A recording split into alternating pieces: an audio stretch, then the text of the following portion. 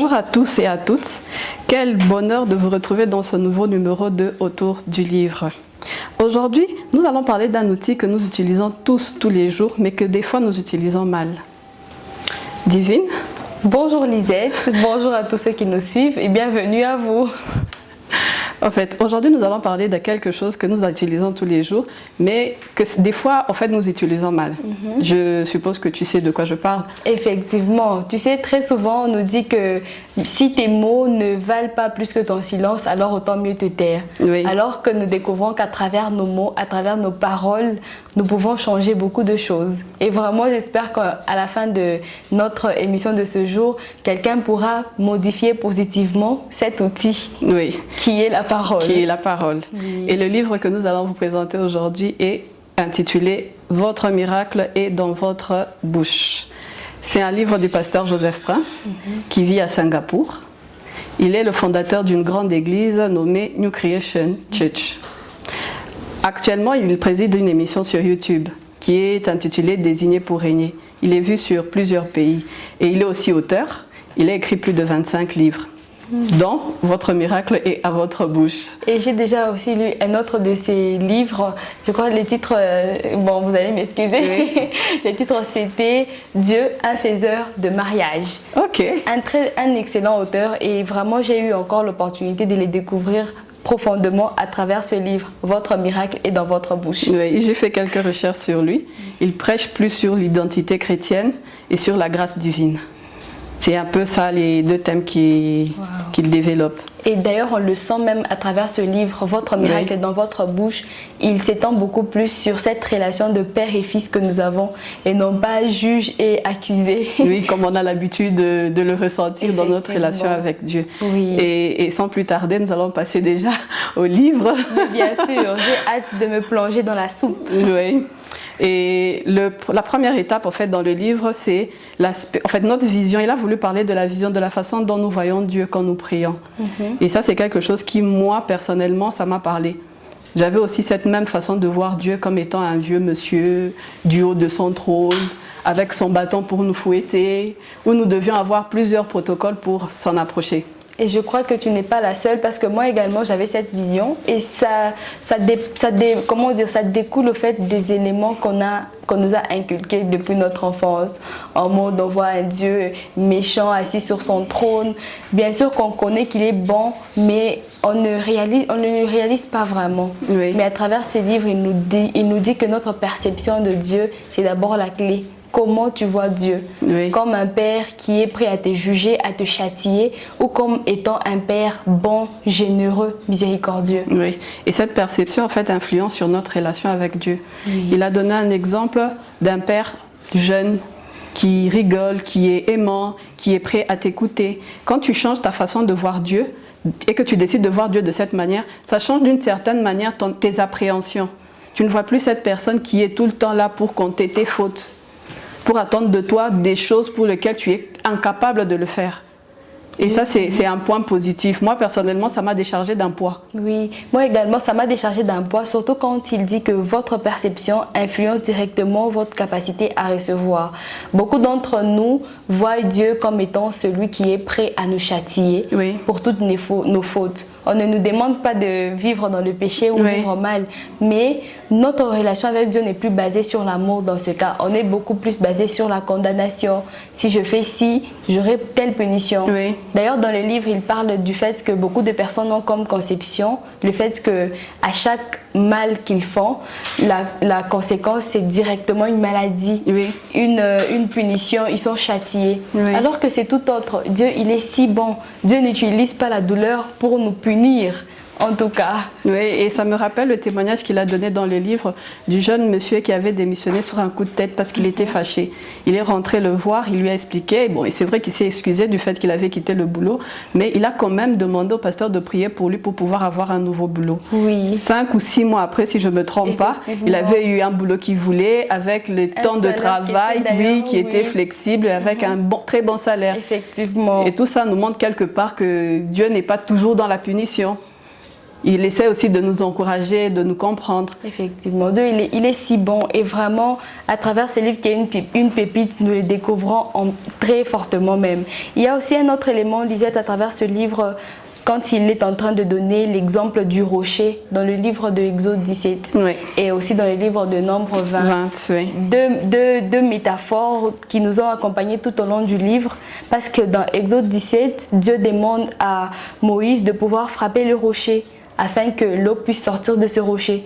Mais dans le livre de Nombre 20, on voit que Israël se retrouve presque dans la même situation. Oui. Mais cette fois-ci, au lieu de frapper sur le rocher, il fallait parler au rocher. Oui. Et il symbolise le rocher comme étant Jésus. Oui. Dans l'ancienne alliance, avant que, comment dire, il a été frappé, il a été crucifié. Oui, le calvaire de la croix, oui. Oui, mais de nos jours, nous pouvons juste nous approcher de lui et lui parler, oui. Comme Moïse devait parler au rocher. Oui, oui. Et cette situation, en fait, nous rappelle que même aujourd'hui, dans notre vie quotidienne, oui. Nous avons tendance à frapper au lieu de parler. Et il a essayé de donner quelques exemples par rapport aussi à ça. Oui. Et moi, personnellement aussi, ça m'a un peu rappelé d'une certaine situation que j'avais connue. Je m'étais retrouvée dans une situation difficile. Et plus j'attendais, j'avais l'impression que Dieu n'exauçait pas, qu'il ne m'entendait pas. Je me suis retrouvée à murmurer, bien que je savais que la parole de Dieu disait autre chose. Et quelque part, il compare le fait de frapper, c'est de faire des choses qui est contraire à ce que la parole de Dieu déclare sur notre vie. Oui. Dieu ne peut pas nous mentir. Ce qu'il a dit est véridique et absolu. Mais quand nous nous retrouvons devant des situations difficiles, nous avons tendance à oublier. Tu es malade, ça fait quelques mois que tu souffres. Tu oublies qu'il a déclaré dans sa parole que par tes meurtrissures, tu es guéri. Effectivement. Et ça, c'est quelque chose que beaucoup de chrétiens se retrouvent. Ils se retrouvent dans des situations où ils baissent les bras, ils oublient que la parole de Dieu déclare autre chose, qu'ils doivent marcher par la foi. Et ce livre m'a vraiment rappelé que malgré les situations difficiles, nous devons tenir bon et continuer à proclamer la parole. Et ce que nous ne devons pas faire, c'est de frapper au rocher, au fait. Oui. À plusieurs reprises, beaucoup de chrétiens d'ailleurs, nous frappons au rocher. Alors qu'il ne s'agit plus de nos jours de frapper, nous devons lui parler. Oui. Frapper au rocher, c'est considérer que... considérer qu'à chacune de nos actions, il faudra se culpabiliser. À chaque fois que tu te culpabilises, au lieu de parler à Dieu directement, tu es en train de frapper au rocher. À chaque fois que... Il a un peu exagéré à un moment donné, il dit à chaque fois que tu te répands, même après avoir fait quelque chose de mal, au lieu de confesser le sang de Jésus qui t'a lavé et que tu es en train de pleurer uniquement sur ta culpabilité sans voir le sang de Jésus qui a coulé, tu es en train de frapper au rocher. Il faut donc revenir à Christ, lui parler, lui arranger avec lui plutôt que de mourir dans ta culpabilité parce que c'est une façon de le frapper. Donc autant mieux lui parler au lieu de frapper au rocher. Oui. Et il a donné aussi quelques exemples, même par rapport aux finances. Beaucoup de gens aussi se retrouvent dans des situations compliquées en matière de finances. Ils oublient que Dieu a dit l'or et l'argent m'appartient. C'est dans toujours cette démarche-là qu'il faut continuer à déclarer, à parler, à garder la foi. Il y a un moment, il a dit, même quand c'était difficile, de pouvoir en fait, se confier à, je ne sais pas comment dire, la paix de Dieu. Des fois, on a cette impression de vouloir prendre notre fardeau tout seul, de pouvoir prendre notre charge tout seul, alors que nous ne sommes pas en mesure de le faire. Et ça, c'est vraiment quelque chose qui, moi, m'a vraiment, je ne sais pas dire, ouvert l'esprit. Effectivement. Tu sais, étant humain, c'est tout à fait normal qu'à un moment donné, on veuille tout contrôler. Parce que déjà, dès l'enfance, on grandit avec une mentalité, les parents te répètent, tu grandis, sois responsable, tu es responsable de ta vie, tout dépend de toi. Alors, on a tendance à vouloir toujours tout contrôler. L'humain a ces réflexes de vouloir tout contrôler. Alors qu'avec Dieu, il aimerait que nous soyons vraiment comme ces petits enfants qui nous venons auprès de lui avec nos fardeaux et nous déposons à ses pieds en étant sûr que voilà, c'est en sécurité. Ce n'est pas tu déposes ton fardeau et tu te dis est-ce que vraiment ce fardeau-là est en sécurité? Je vais chercher ma solution. Non, autant mieux lui parler, lui faire entièrement confiance. En lisant ce livre, en fait, ça m'a rappelé un autre livre qu'on avait lu.